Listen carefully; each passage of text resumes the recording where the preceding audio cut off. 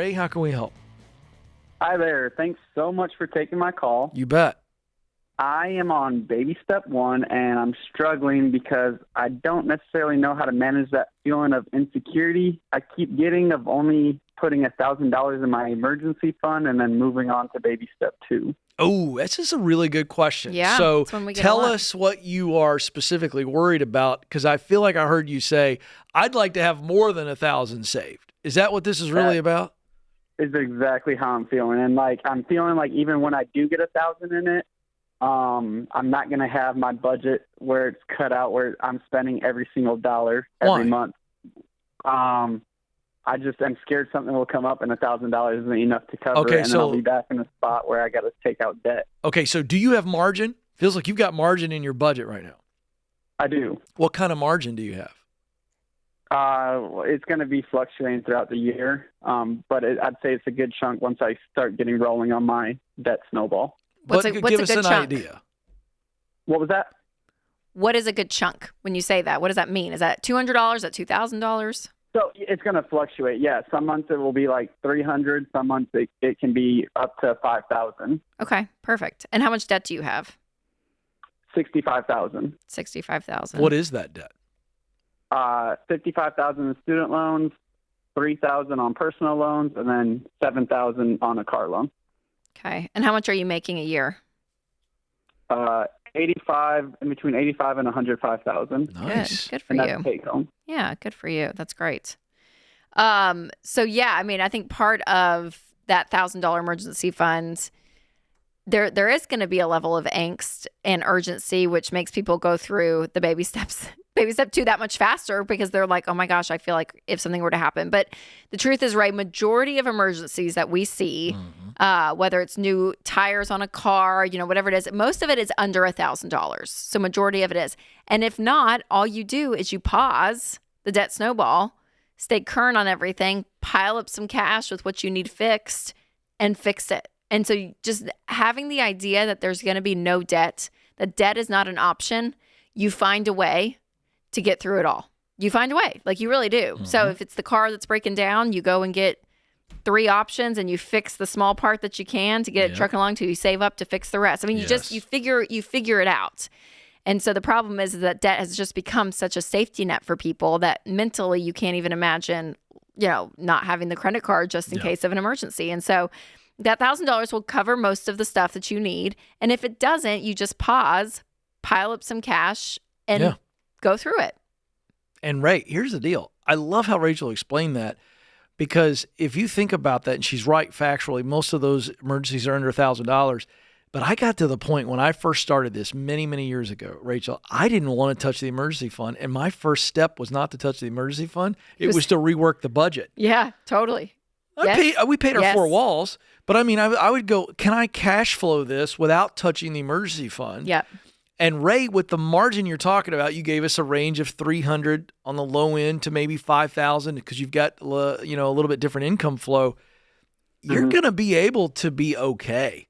And I remember one time, I'll give you one more story here just to drive this home psychologically. I remember it was early on, and Stacy and I, we had no kids, and we bought our first house here in Franklin, and we were on this journey. We had student loan debt. That was the only debt we had. And so we were working it and going after and all this stuff, and our HVAC went out. And I mean, I'm like, you got to be kidding me. I'd never been through this before. Didn't know what to expect. It freaked me out for a minute. And I got the guy out there, and he was like, all right, here's the deal. We can do a small fix, and this will get you through. And then I started figuring out, okay, if I have to buy a new one, how much would that cost? And by just not freaking out and realizing I didn't have to pay anything right now, I didn't have to get out a credit card and go buy a new unit. There was a way to work through it, cash flow it, and us not go backwards. And we never missed a debt payment that we were paying extra on the loans. Here's my point. When something like that happens, you can always pause and figure it out. You can talk to the people that you get the service from. Hey, let me get on a plan here. It's not the end of the world. I think everybody thinks I got to have that credit card. I got to have. I mean, we get this call a lot when someone's got, let's say they've got $40,000 Ray in their savings account, and they call us up and they got $38,000 in debt, and we go, empty it. Pay it now. Yeah. Ray, you just felt it right there, didn't you? Yeah. And so this is advice we give all the time, because most of those emergencies, the point we're making is you can manage your way through it. You can. And Ray, I mean, a big part of this too is feeling this intensity of getting out of debt. I mean, like that's the huge point. We talk about the behavior change aspect of all of this, and you have to do something different to get a different result. And you obviously are at a point that you're not happy with where you are financially. So you want to change your habits. You want to change the way you're looking at it. And the faster you attack this debt and it is gone and it's out of here, which, you're going to, if you guys buckle down and you work extra, you make some more, I mean, to be able to get this paid off in probably 3 years, there's something powerful about having this intensity towards that baby step 2, which is really key. And so we want that $1,000 fast. I mean, we tell people 30 days or less, get that, sell stuff, do whatever you can, get $1,000 and move on, because you want this momentum to start. And the more you kind of like placate, okay, well, we need like 5,000. It's going to take us 6 months to save it up. And, it just drags the process on as your income continues to go to payments. So getting to that baby step 2 quickly and going through it as quickly as possible is really is your best bet to building wealth, from getting to point A to point B.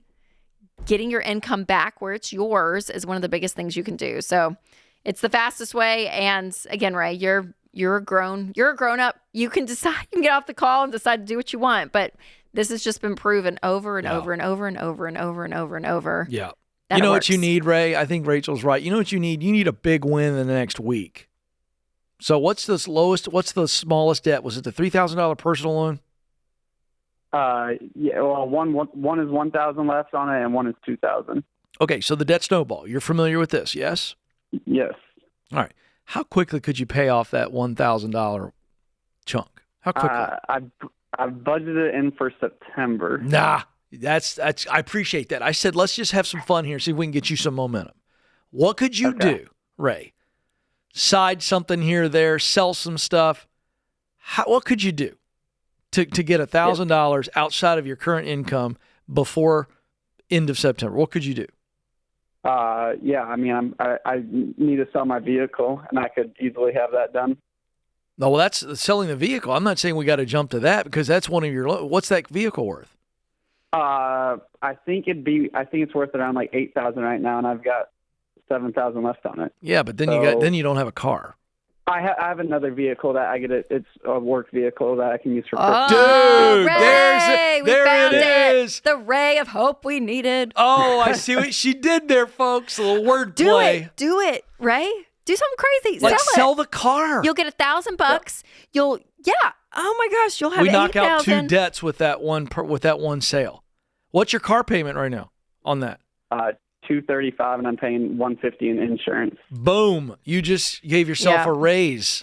Yeah, the car's gone. The personal loan's gone. You're taking a little bit out of that student loan, and you're on. I mean, Ray. You're getting there. Ray, you with us? Yeah, it's hard. I haven't even got through baby step 1 though. That's the hard part. I just need to do it. Sell the car and get to baby step 1 done. Yeah, dude, rip the Band-Aid off. Just do it. You got to just decide. It's one of these things. It's gonna feel so good. Gosh, who was I watching on Instagram? It was some health guy. He's like, no, you know who it was? It was Tony Robbins talking about some health guy his workout or something. Oh yeah. And he's like, there's no negotiate. You just do it. You just get up and do it. Oh, yeah. There's no negotiating. Yeah. Just move. Jump in. Just do it. Just do it. So Ray, well, Tony Robbins. Cold plunge. Just do it. Jump in the cold water. Just do it. It's gonna be great.